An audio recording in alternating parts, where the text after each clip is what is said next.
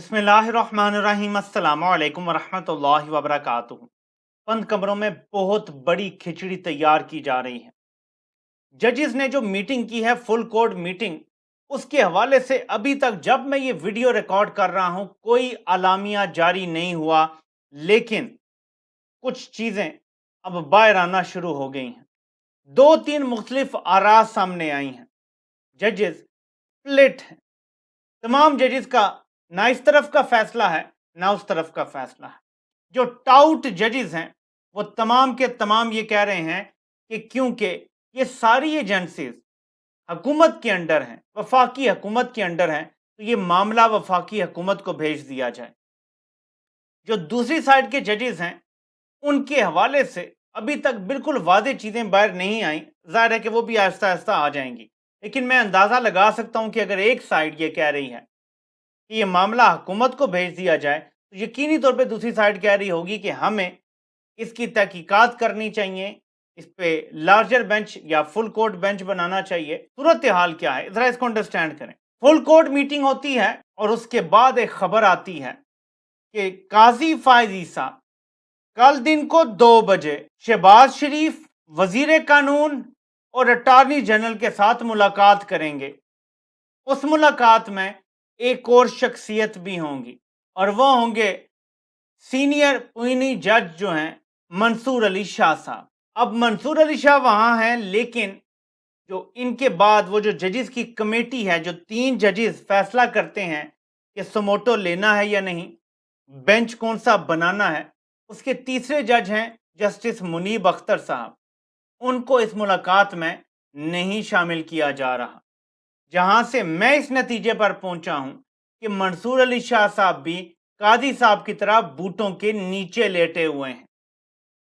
अब सूरत हाल ये है कि वो लोग जो इस सारी सूरत हाल के बेनिफिशरी हैं, अगर जजेस से जोर जबरदस्ती फैसले करवाए गए पिछले साल से लेकर अब तक, तो बेनिफिट सिर्फ एक जमात को हुआ है और वो नून लीग है या पीडीएम की सारी जमातों को हुआ है।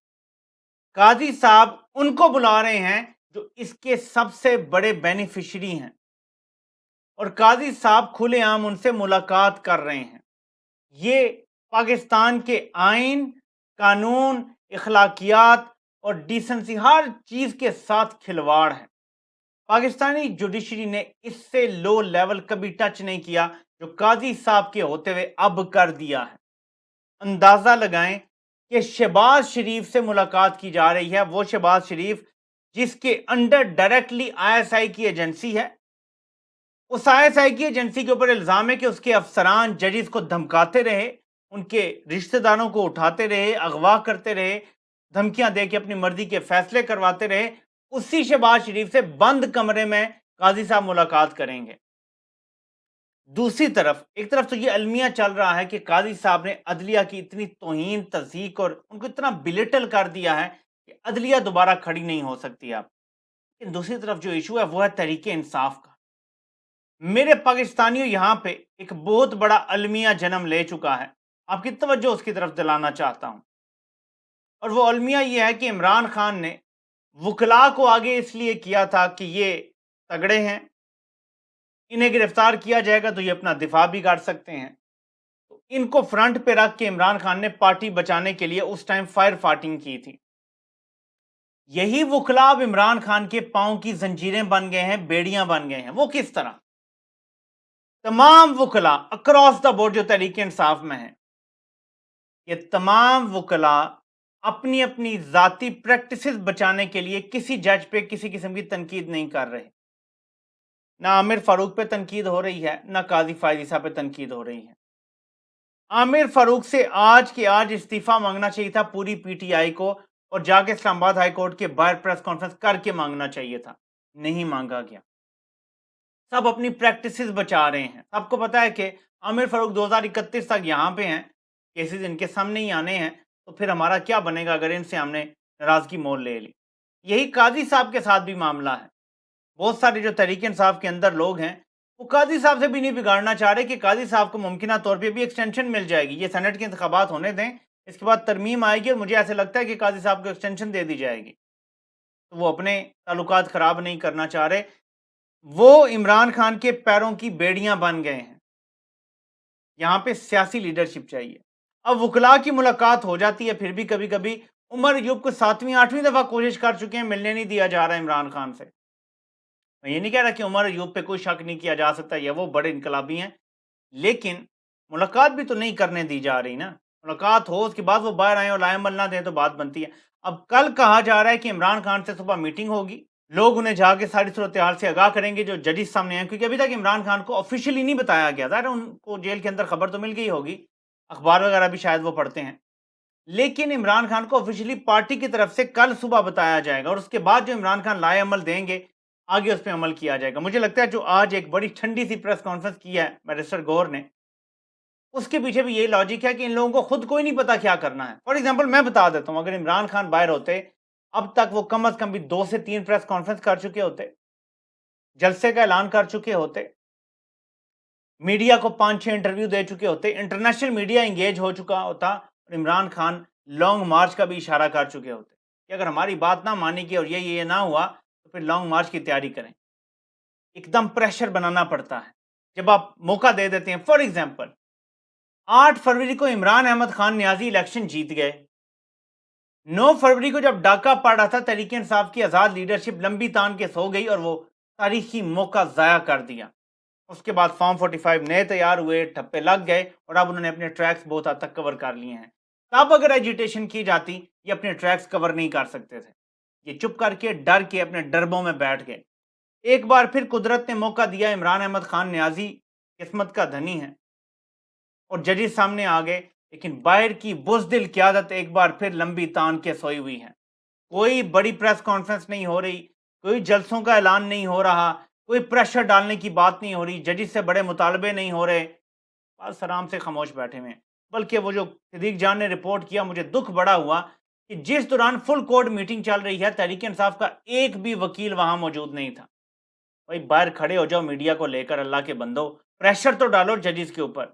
اس طرح قاضی صاحب نے اٹھا کے یہ سارا معاملہ حکومت کو بھیج دینا ہے, حکومت نے کہنا ہے جی ہم تحقیقات کروا لیں گے, اب ایجنسیاں آئندہ ایسے نہیں کریں گی, بس کہانی ختم ہو جائے گی.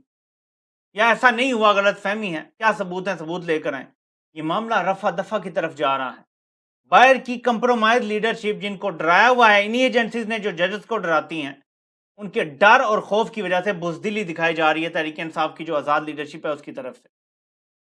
یہ وقت تھا دمادم مست کلندر کرنے کا, یہ وقت تھا عوام کو موبلائز کرنے کا. عوام تو دیکھ رہی ہے کہ اگر لیڈرشپ ڈری ہوئی ہے تو ہم کیوں مارے کھائیں. اس بار تاریخ نے پہلی بار دیکھا ہے کہ لیڈرشپ سے زیادہ قربانیاں عوام نے دی ہیں. یہ پہلی بار ہوا ہے پاکستان کی تاریخ میں, انپریسیڈنٹڈ ہے یہ, لیکن یہ ہو گیا ہے. اب عوام کہتی ہے کہ لیڈرشپ بھی آگے آئے, وہ بھی قربانیاں دے. کیا صرف عمران خان قربانیاں دے گا اور نیچے گراس روٹ لیول کا ورکر قربانیاں دے گا؟ باقی کون لوگ قربانیاں دیں گے؟ ان خواتین سے سیکھیں جو جیلوں میں ہیں اتنے ماہ سے لیکن ٹوٹی نہیں ہے, اور آپ لوگ جیل جانے سے ڈرتے ہیں. میں اس کا آسان سا حل آپ کو بتا دیتا ہوں. فضا بنی ہوئی ہے, ایک بل تحریک انصاف اسمبلی میں پیش کرے ایجنسیوں کے کردار کے حوالے سے, فوج کے سیاسی کردار کے حوالے سے, اور کہے جی کہ اس کو ہمیشہ ہمیشہ کے لیے ہم نے بند کرنا ہے. وہ بل جیسے بھی ہے یہ وکلائیں سارے بنا سکتے. اس ٹائم جو بھی یہ بل منظور نہیں کرے گا وہ مزید عوام کی نظر میں گر جائے گا. ایک ماحول بنا ہوا ہے, حالات بنے ہوئے ہیں, ججز کی پروٹیکشن کا بل کوئی لے آئیں کہ ہم ججز کو اس طرح پروٹیکشن دیں گے. کوئی قانون ایسا بنا دیں یا لے آئیں, کم از کم پیش کریں کہ ججز کو اگر کوئی تھریٹ کرے گا ججز رپورٹ کریں گے تو اس طرح کا ایکشن لیا جا سکتا. یہ وقت ہے, یہ ایک سٹیپ آپ لے سکتے ہیں. دوسرا سٹیپ ہے کہ آپ روزانہ پریس کانفرنس کریں سپریم کورٹ کے باہر اور قاضی صاحب کو براہ راست تنقید کا نشانہ بنائیں. قاضی صاحب کے دل میں چور ہے, قاضی صاحب الیکشن چرا چکے ہیں, قاضی صاحب کی گل ہو چکی ہے, گارنٹیاں لی جا چکی ہیں ایکسٹینشن کی, وہ آپ کے خلاف کوئی بڑی کارروائی نہیں کر سکیں گے. جو چور ہوتا ہے وہ کچھ نہیں کر سکتا. چور بزدل بھی ہوتا ہے بائی دا وے, قاضی صاحب ایک بزدل انسان ہے, یہ یاد رکھیے گا. تو آپ ان پہ دباؤ ڈالیں گے تو دباؤ کا اثر ہوگا.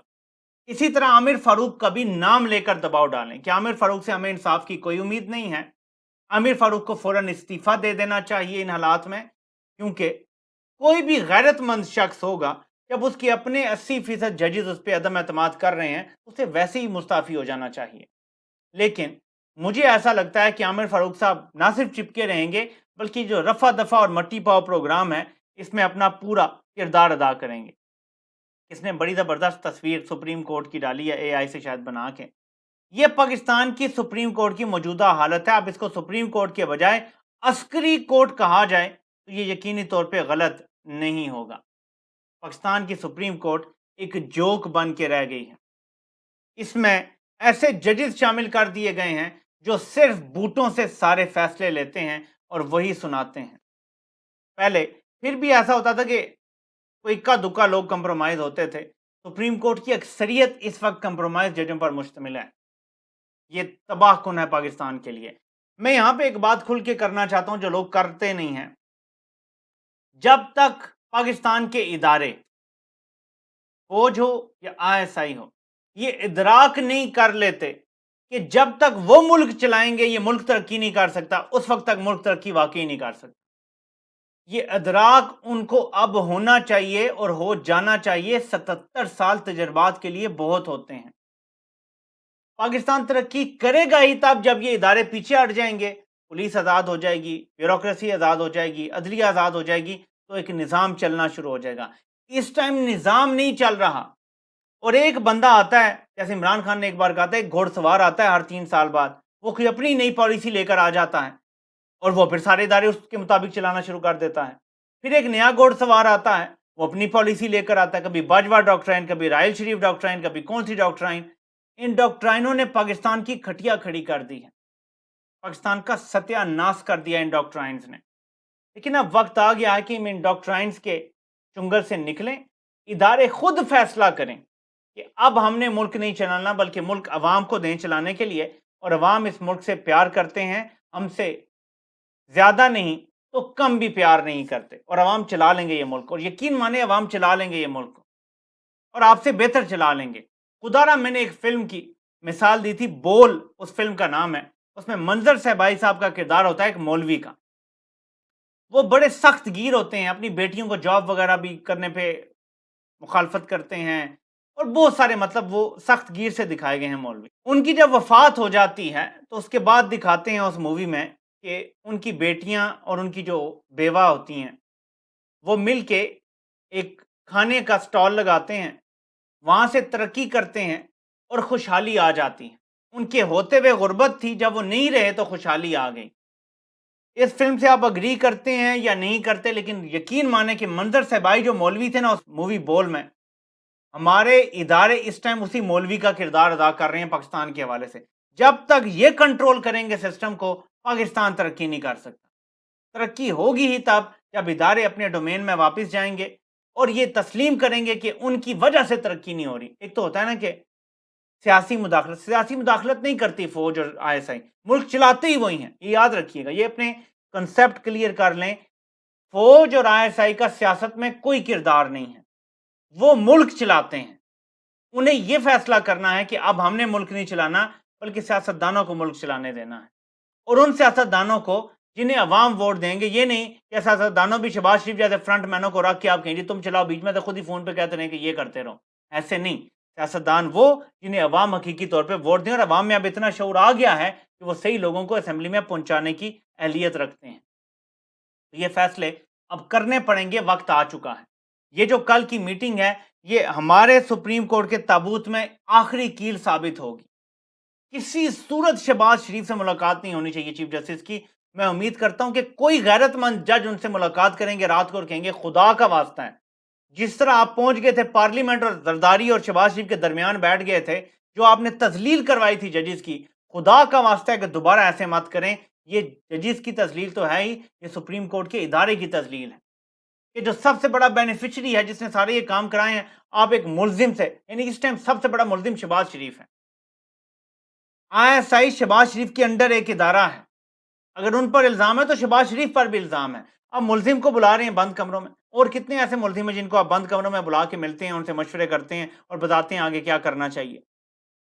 اس کی اوپن ہیئرنگ ہونی چاہیے, لائیو سماعت ہونی چاہیے, تمام ججز کو سننا چاہیے, عوام بھی سنے کہ کیا کیا ہوا ہے, اس کے بعد فیصلہ ہونا چاہیے. دیکھیں جیسے ریپ کے حوالے سے بن گئے نا قوانین کہ اگر ایک خاتون کسی پہ الزام لگاتی ہے، سچ بھی ہو سکتا ہے، جھوٹ بھی ہو سکتا ہے، لیکن اگر 2 4 6 10 خواتین آ جائیں اور کہیں جی کہ یہ مرد کا کریکٹر ہی ایسا ہے، اس نے ہم سب کے ساتھ کچھ غلط کیا ہے، ان کے پاس کوئی اور ثبوت نہ بھی ہو تو وہ درست مان لیا جاتا ہے۔ یہاں پہ بھی ایسے ہی ہے۔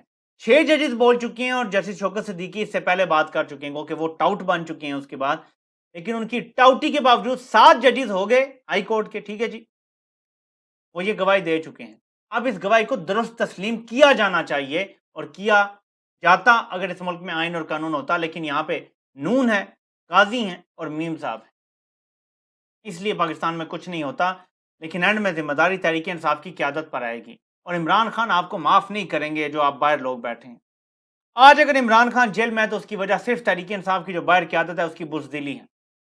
انہیں دھمکی دی جاتی ہے جی کہ کسی قسم کی ایجیٹیشن آپ نے کی یہ کر دیں گے وہ کر دیں گے، ڈر کے گھبرا کے ان کی ٹانگیں کانپنا شروع ہو جاتی ہیں، بیٹھ جاتے ہیں۔ اور بھائی یہ دھمکیاں عمران خان کو نہیں ملی، یہ دھمکیاں کیا ان کی اہلیہ کو نہیں ملی؟ وہ نہیں ڈرتے؟ اگر 72 سال کی عمر کا وہ شخص نہیں ڈرتا جیل میں بیٹھا ہوا، آپ کیوں ڈرتے ہیں؟ اتنا مت ڈریں، عوام نے آپ کو 3/4 اکثریت دی ہے ووٹوں کے ذریعے، مطلب ہے عوام آپ کے ساتھ ہے۔ انہی عوام میں ججز بھی ہیں، انہی عوام میں فوج کے لوگ بھی ہیں، انہی عوام میں پولیس بھی ہے، انہی عوام میں سب کچھ ہے، سارا سسٹم آپ کے ساتھ ہے، صرف اوپر بیٹھے چند لوگ آپ کے ساتھ نہیں ہیں۔ ہمت تو کریں، تھوڑی سی تپڑ تو دکھائیں، بزدلی نہ دکھائیں۔ بیرسٹر گور صاحب کہہ رہے ہوتے ہیں ہمیں عدلیہ پہ پورا اعتماد ہے، عامر فاروق صاحب پہ اعتماد ہے، ہمیں یہیں سے انصاف ملے گا۔ خدارا بس کر، سچ بولنا شروع کریں اور دباؤ ڈالیں ان ججز پر کہ آپ استعفیٰ دیں تاکہ آزاد عدلیہ کام کر سکے۔ آپ سے انشاءاللہ پھر ملاقات ہوتی ہے۔ اللہ پاک آپ سب کا حامی و ناصر ہو۔ آپ سب کے سننے کا بہت بہت شکریہ۔